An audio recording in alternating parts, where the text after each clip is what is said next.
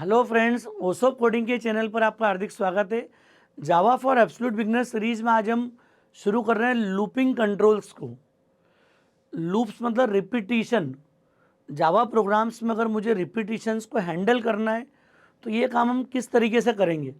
Actually ये topic इसलिए बहुत इंपॉर्टेंस रखता है क्योंकि किसी भी व्यक्ति को प्रोग्रामिंग आती है या नहीं आती है, इसका बेसिक असेसमेंट हमेशा लूप पर बेस्ड प्रोग्रामिंग प्रॉब्लम से होता है। मतलब अगर हमें ये चेक करना हो कि किसी एक्स पर्सन को प्रोग्रामिंग में कितना कमांड है, कितना हैंड है, तो simple simple loop based programming problems अगर दी जाएं तो हम बड़ी आसानी से चेक कर सकते हैं कि उसके लॉजिक्स कैसे हैं, कॉन्सेप्ट बिल्डिंग कैसी है। तो इसका सबसे बेस्ट असेसमेंट का जो पैरामीटर होता है that is problem based on loops. तो दोस्तों ये टर्म क्यों बहुत ज़्यादा इंपॉर्टेंस रख रही समझ में आ रहा है, क्योंकि अभी तक हमने प्रोग्रामिंग अप्रोच में देखा था सिंपल डेटा टाइप्स को, अरिथमेटिक ऑपरेटर्स को, फिर हमने डिस्कस किया था इफ एल्स या नेस्टेड इफ एल्स स्टेटमेंट को। मतलब हमने सिर्फ डिसीजन लिए थे कि मुझे कोई कंडीशन पर बेस्ड कोई रिजल्ट, मतलब कोई पर्टिकुलर स्टेटमेंट एग्जीक्यूट करना है या नहीं करना है, हमने ये डिसीजन लिए। एक से ज़्यादा डिसीजन थे, हमने नेस्टेड फॉर्म में इनको अप्लाई किया। लेकिन रिपीटिशन को आज तक हमने प्रोग्रामिंग सिचुएशन में हैंडल नहीं किया है। यहाँ से आज हम शुरुआत करेंगे जावा में कि मुझे अगर किसी सेट ऑफ स्टेटमेंट्स को रिपीटेडली एग्जीक्यूट करना हो तो फिर हम कैसे हैंडल करेंगे इस तरह की सिचुएशन को। अरे कोई स्टेटमेंट को या सेट ऑफ स्टेटमेंट्स को मुझे 5 बार, 50 बार या किसी कंडीशन पर बेस्ड एग्जीक्यूट करना हो, तो जब कंडीशनल बेसिस पर मैं कोई रिपीटिशन चाहता हूँ तो मुझे अलग अलग तरह के लूप्स अवेलेबल हैं। तो जावा में बड़ा rich variety of loops available है। मतलब नॉर्मली जितनी तरह की नीड होती है प्रोग्रामिंग में, सॉफ्टवेयर डेवलपमेंट में, वो सारे कंट्रोल स्ट्रक्चर्स को जावा सपोर्ट करती है। और लूप के साथ वर्कआउट करना, लूप के साथ प्ले करना हमारे लिए बहुत ज़्यादा ज़रूरी है। तो हम लोग शुरुआत करेंगे, यहाँ पर कॉन्सेप्ट को डिस्कस करेंगे पूरा। समझते हैं लूप की नीड क्या है प्रोग्रामिंग लॉजिक बिल्डिंग के अंदर। तो जब मैं रिपीटिशंस को हैंडल करने की बात करता हूँ तो लूप इंट्रोड्यूस होते हैं। मतलब जब प्रोग्रामिंग सिचुएशन में रिपीटिशंस आ रहे होंगे तो फिर यहाँ पर लूप्स की नीड हमें दिखती है, समझ में आती है। अब नॉर्मली जो लूप होते हैं they are use to handle the repetition of code blocks. जो भी सिंगल स्टेटमेंट या मल्टीपल स्टेटमेंट्स को अगर मैं रिपीटेडली एग्जीक्यूट करना चाह रहा हूँ तो फिर हम लूप्स का यूज़ करते हैं यहाँ पर। और for handling repetition to apply looping we need to understand 3 important part. दुनिया के किसी भी लूप में आप जाओगे, कहीं भी काम करोगे, तो आपको सबसे पहले 3 बातें समझना जरूरी है कि लूप कहाँ से रिपीटिशन स्टार्ट करेगा। So we need one starting point, ये ज़रूरी है। दूसरा, कब तक वो रिपीट करेगा, उस रिपीटिशन को कहाँ जाके मुझे स्टॉप करना है। So we need one end point. और स्टार्टिंग पॉइंट से एंड पॉइंट तक आप खड़े खड़े नहीं पहुँच पाओगे। अगर आपसे बोला जाए कि यहाँ से किसी एक्स लोकेशन से वाई लोकेशन तक जाना है आपको, तो कुछ स्टेप लेना पड़ेगी, आपको मूवमेंट करना पड़ेगा, तब जाके एक पॉइंट से आप दूसरे पॉइंट पर पहुँच पाओगे। तो we need to take certain number of steps. तो दुनिया के किसी भी लूप के फंडामेंटल को समझने की रिक्वायरमेंट होती है 3 पॉइंट। 3 पॉइंट हमारे लिए बहुत ज़्यादा ज़रूरी है, स्टार्टिंग पॉइंट, एंड पॉइंट और स्टेप्स। इनको टेक्निकली क्या बोलते हैं हम? टेक्निकली हम मानते हैं स्टार्टिंग पॉइंट मतलब इनिशियलाइजेशन ऑफ लूप काउंटर। कोई भी एक वेरिएबल ऐसा होगा जिसको हम साथ में अटैच कर देंगे सो देट कि आप उसको एक इन नंबर ऑफ काउंट्स के बाद, 50 नंबर ऑफ रिपीटिशन के बाद, 10 नंबर ऑफ रिपीटिशन के बाद स्टॉप कर पाओ। तो we need to initialise one loop counter, ताकि आप जिन स्टेटमेंट को रिपीट करना चाह रहे हो उनके रिपीटिशन काउंट को मेंटेन कर पाए अपन। तो एक इनिशियलाइजेशन लगेगा लूप काउंटर का। सेकेंड इज बुलियन एक्सप्रेशन, जिसको आप बोलते हो कंडीशन, कि वाइल के साथ में, फॉर के साथ में कुछ कंडीशंस होंगी। फिर आती है स्टेप्स, मतलब इंक्रीमेंट या डिक्रीमेंट काउंटर। तो ये दोनों तरह की हो सकती है स्टेप, मतलब 10 से 1 की तरफ भी आ सकता हूँ, 1 से 10 की तरफ भी जा सकता हूँ मैं।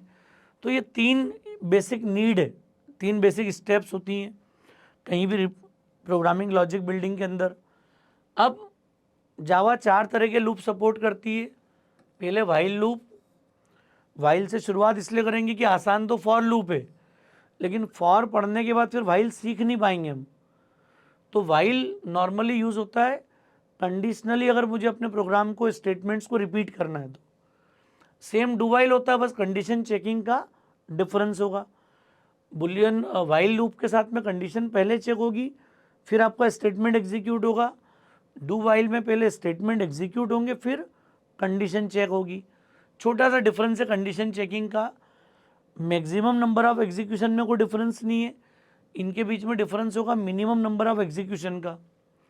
फॉर लूप होता है सबसे सिंपलेस्ट लूप है, क्योंकि ये जो तीन बातें मैंने बोली, initialisation, clear, condition, end point और स्टेप, ये तीनों एक ही जगह पे होती है। वाइल डू वाइल में ये तीनों अलग अलग पॉइंट पे होगा, तो प्रोग्रामर को थोड़ा अलर्ट रहना पड़ता है कि मैं प्रॉपरली इनिशियलाइज करूँ, प्रॉपर कंडीशन इम्प्लीमेंट करूँ और इनिशियलाइज इंक्रीमेंट डिक्रीमेंट भी प्रॉपर करूँ।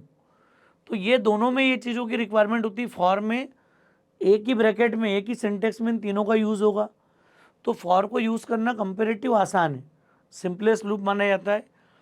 और ये होता है for each loop that is enhanced for loop. तो हम सभी को वन बाय वन पढ़ेंगे, जिसकी जैसी नीड आएगी फिर वैसा उसका यूज़ करेंगे। पर चूंकि जब हम प्रोग्रामिंग की शुरुआत करते हैं तो मेरा सजेशन होता है कि हम शुरुआत हमेशा वाइल से करें। वाइल बिल्कुल नेचुरल लूप है। आप किसी और लैंग्वेज में भी जाओगे तो कहीं पे हो सकता है डू वाइल नहीं हो, फॉर का ये वाला सिंटेक्स अवेलेबल नहीं हो, पाइथन में मिल जाएगा आपको जाके ऐसा। तो समझना पड़ेगा कि सिचुएशन क्या है, कैसे काम करेगी यहाँ पर। हम शुरू करते हैं वाइल लूप के साथ में। तो वाइल लूप यूज़ होता है जब मुझे किसी कोड ब्लॉक को रिपीटेडली एग्जीक्यूट करना हो जब तक कि कोई कंडीशन ट्रू है। ये वाइल शब्द का मीनिंग ही इंग्लिश में कि while this Boolean expression is true, जब तक ये ट्रू है तब तक उस सेट ऑफ स्टेटमेंट को रिपीट करो, ये थॉट रहेगा। तो यहाँ पर पहले इनिशियलाइज काउंटर आ गया, पार्ट 1 हमारा। फिर ये सेकेंड पार्ट हो गया बुलियन एक्सप्रेशन, और स्टेटमेंट एग्जीक्यूट होने के बाद पार्ट 3 आ गया। मतलब अगर मैं किसी लूप को नेचुरल वे में देखूं, बिल्कुल नेचुरल अप्रोच से देखूं, तो दुनिया के सारे लूप इनफाइनाइट होते हैं। लेकिन किसी का सोल्यूशन इनफाइनाइट चाहते हैं कि अपन, अरे कोई प्रॉब्लम आपके सामने और उसका solution infinite number of steps में कभी नहीं होगा। तो प्रोग्रामिंग में हमारी अप्रोच क्या होती है कि हम प्रॉब्लम को फाइनाइट नंबर ऑफ एग्जीक्यूशन के बाद स्टॉप कर दें। तो हम लूप को भी कैसा इम्प्लीमेंट करना चाहेंगे कि इसके जो भी सेट ऑफ स्टेटमेंट्स हैं ये finite number of times execute हों, ये finite number of times repeat हों। तो रिपीटिशन फाइनाइट करने के लिए आपको ये तीन बातें यहाँ पर इम्प्लीमेंट करना ज़रूरी है। तो दोस्तों ये बहुत इंपॉर्टेंट केस है। जब भी लूप की नीड आती है तो हमारे जो स्टेटमेंट हैं या सेट ऑफ स्टेटमेंट्स हैं उनको रिपीटेडली एग्जीक्यूट करने के लिए, कंट्रोल करने के लिए हमें इनिशियलाइजेशन की रिक्वायरमेंट होगी, बुलियन एक्सप्रेशन की रिक्वायरमेंट होगी और इंक्रीमेंट डिक्रीमेंट काउंटर की रिक्वायरमेंट होगी। ये तीनों बातें ही हमारे लूप को फाइनाइट एग्जीक्यूशन के लिए रेडी करती है। अगर ये बातें नहीं होगी तो फिर दुनिया के सारे लूप जो हैं वो they will execute for infinite number of times. तो इससे हमको बचना है, इस अप्रोच से बचना है। क्लियर। अब नीड होती क्या है, जब भी इस तरह की कोई सिचुएशन आती है तो इसका फ्लो चार्ट भी हमको समझना पड़ेगा।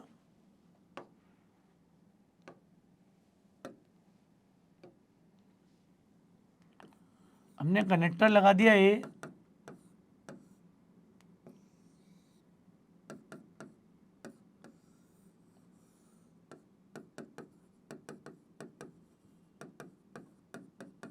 इनिशियलाइज काउंटर, लूप काउंटर को इनिशियलाइज कर दिया।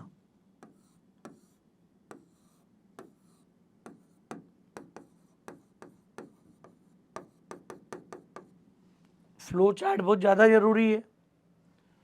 फ्लो में क्या हो जाएगा, अब ये वो स्टेटमेंट आ जाएंगे जिनको आपको रिपीट करना है। ये एक हो या एन हो, मैंने कोड ब्लॉक इसलिए लिख दिया, एक स्टेटमेंट हो या एन नंबर ऑफ स्टेटमेंट हो, और इनको चलाने के बाद वी नीड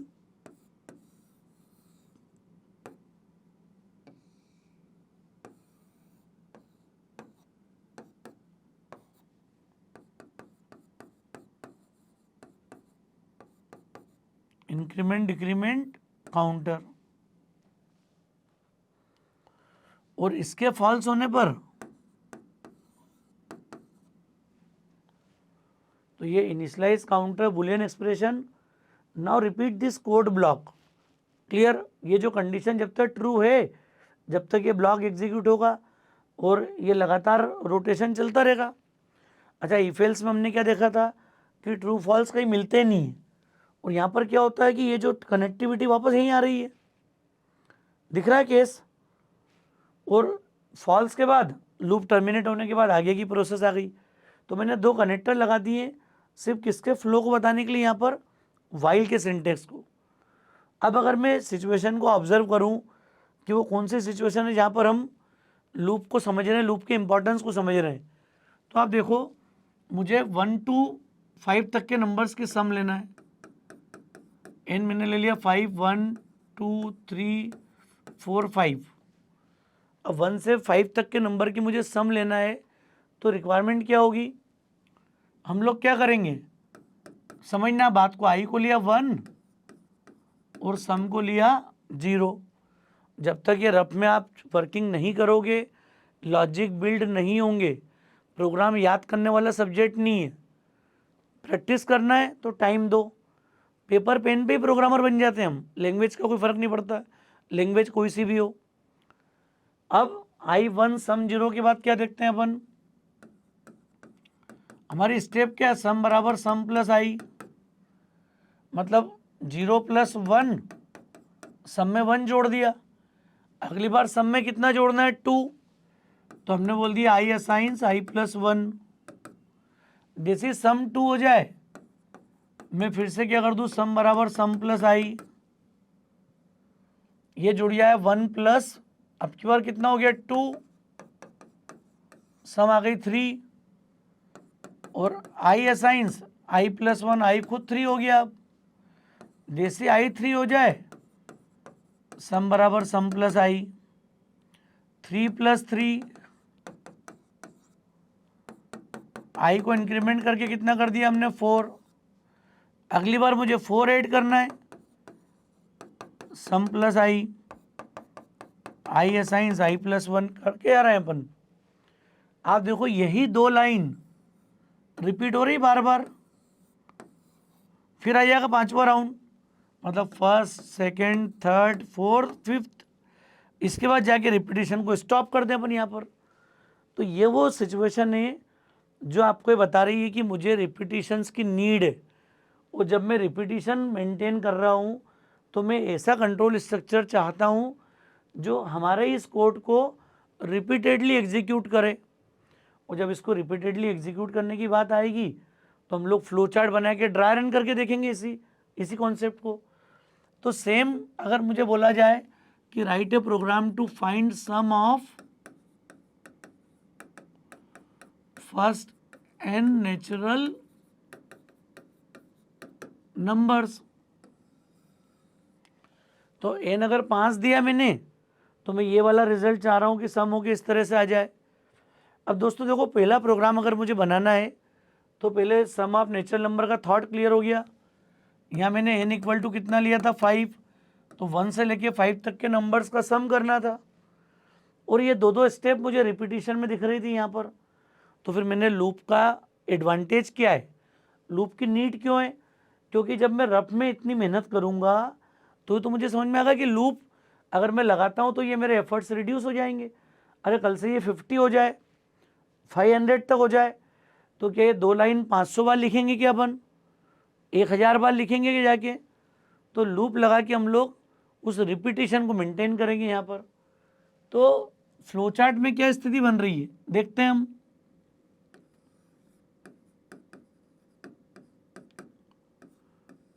सबसे पहले हमने एन ले लिया। दोस्तों जितने आप प्रॉपर फ्लो चार्ट बनाओगे, ड्राई रन करोगे, उतने अच्छे प्रोग्रामर बनेंगे हम। इसमें आलस नहीं करना है, मैं भी आलस कर सकता हूँ, बाकी चैनल पे सीधे कोड लिखा जाता है वैसा मैं लिख सकता हूँ, लेकिन उससे कभी समझ ही नहीं पाएंगे, सीख नहीं पाएंगे।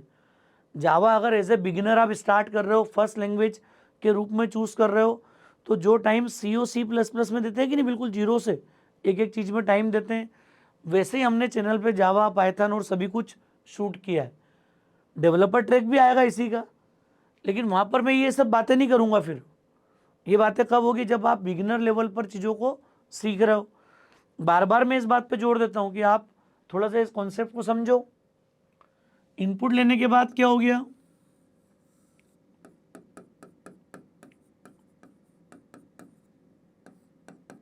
I1 सम 0, I1 सम 0 के बाद कॉन्सेप्ट क्या हो गया। अब स्टेप बाय स्टेप समझना। अब सिचुएशन क्या हो गई, मुझे क्या चेक करना है। अब यहाँ हम देखते हैं 1 less than equal to n है क्या, ट्रू है, मतलब n 5 है। 2 लेस देन इक्वल टू 5 है, true. 3 less than equal to 5 है, true. 4 less than equal to 5, true. 5 less than equal to 5, true. और 6 लेस देन इक्वल टू 5 होगा तो फॉल्स हो जाएगा ये। मतलब ये 1 2 3 4 5, मतलब मैं चेक लगा लूँ I लेस देन और इक्वल टू n। अगर ये ट्रू है तो कौन से दो स्टेटमेंट रिपीट करें अभी हमने, देखो आप, सम बराबर सम प्लस I, और क्या कर लिया हमने, I असाइंस I प्लस 1। ये रिपीट चल रहा है पूरा। लूप से बाहर निकल के हमने सम को प्रिंट कर दिया। दोस्तों लैंग्वेज कोई सी भी हो, हर लैंग्वेज में ये फ्लो चार्ट फिक्स है, इसी पैटर्न पे ये काम करेगा हर बार। समझ में आ रहा है केस। अब इसको चलाने की प्रैक्टिस कैसे करेंगे अपन, अगर हम इसी में थोड़ा टाइम देंगे ना, तो शुरू के 5-7 प्रोग्राम जो लूप के बनाओगे आप, इसमें थोड़ी से एफर्ट्स करना है। फिर आप देखोगे आपके हर चीज़ के लॉजिक बनते जाएंगे, कॉन्सेप्ट समझ में आते जाएगा आपको। थोड़ा सा लेबर करना है पेपर वर्क का यहाँ पर। मतलब पहले कॉन्सेप्ट बनाओ, फ्लो चार्ट बनाओ, फ्लो चार्ट के बाद एक एग्जीक्यूशन टेबल बना ली हमने यहाँ पर। I less than equal to n, और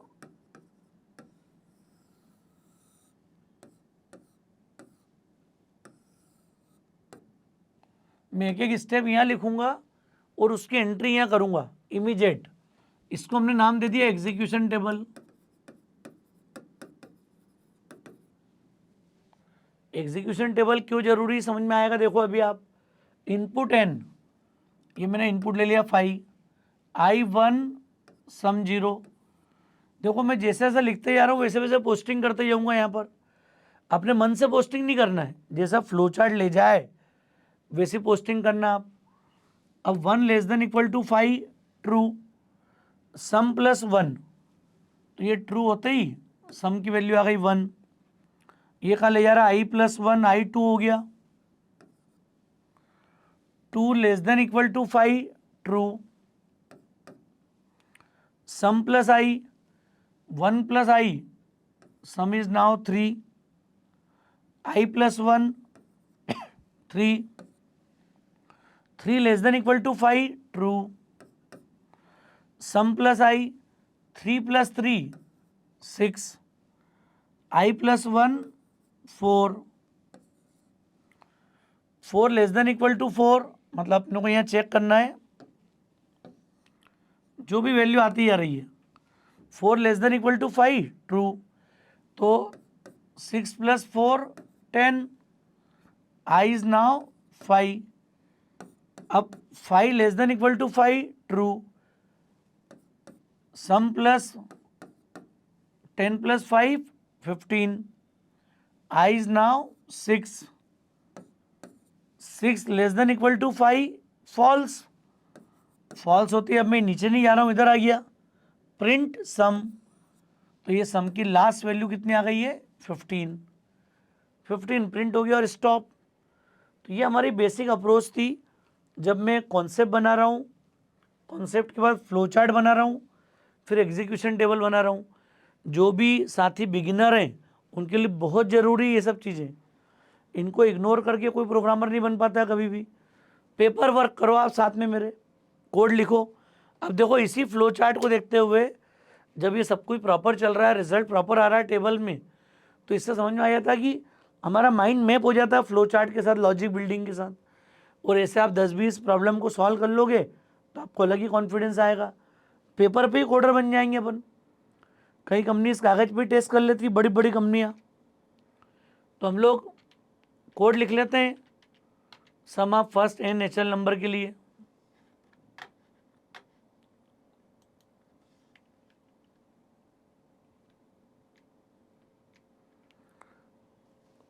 या इसी में हम आगे बना लेते हैं प्रोग्राम को।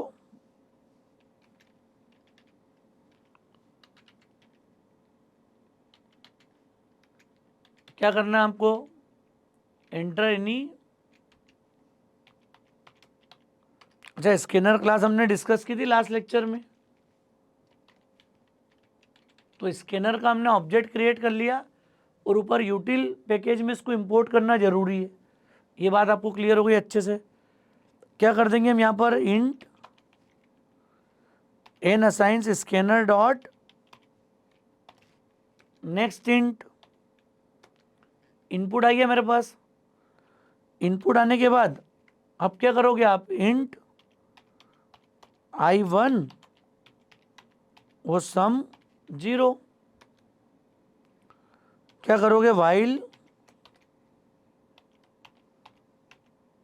I लेस देन और इक्वल टू n। क्या क्या स्टेप आ रही, सम असाइंस सम प्लस आई। अरे ये जो कोड में लिख रहा हूँ ये किस हिसाब से लिख रहा हूँ, दिख रहा है आपको। इनपुट लिया एन हमने, देखो आप पहले ये एन आ गया, एंटर एनी नंबर, फिर I1 सम 0, I1 सम 0। अब वाइल I लेस देन और इक्वल टू n, तो दो स्टेटमेंट है वाइल के अंदर। तो वाइल I लेस देन और इक्वल टू n, ये सम और I+1, सम असाइन सम प्लस आई, ये पूरा चलेगा लूप। और फॉल्स होने पे प्रिंट सम। तो यहां जाके हमने प्रिंट कर दिया रिजल्ट।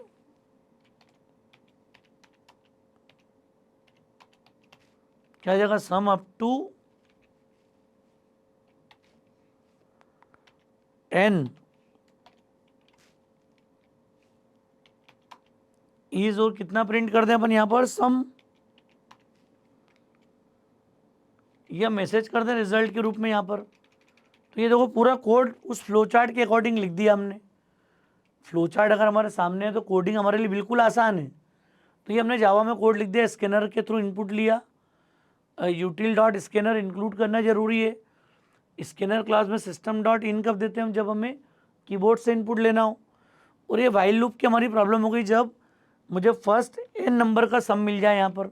क्लियर, इसको रन कर लेते हैं अब।